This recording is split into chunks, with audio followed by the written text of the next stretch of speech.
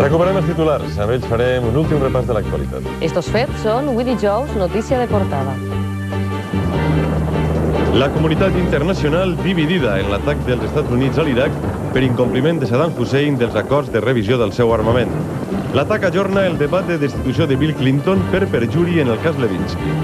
La Cambra dels Lords britànics anul·la per unanimitat la seva sentència que el passat novembre retirava la immunitat a Augusto Pinochet.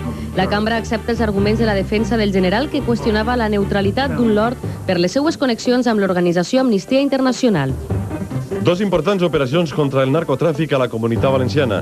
La Guàrdia Civil decomissa 400 quilos de cocaïna a Castelló i deté 2 persones en una de les accions més importants dels últims temps a Espanya.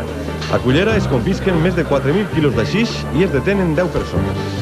3 milions de persones utilitzaren el metro de València en novembre, la xifra més alta des de l'entrada en marxa de les línies. L'estació més utilitzada és la de Facultats. Els empresaris de la Vall d'Albaida Punt final. L'actualitat de les nostres ciutats la tindran a les 7 pel segon canal de la televisió valenciana. I per Canal 9 tenen la segona edició d'este informatiu, ja saben, a l'hora habitual, a les 8:30. Per la nostra part, res més. Gràcies per haver-nos acompanyat i que disfruten de la vesprada. Fins demà. Adéu, bon dia.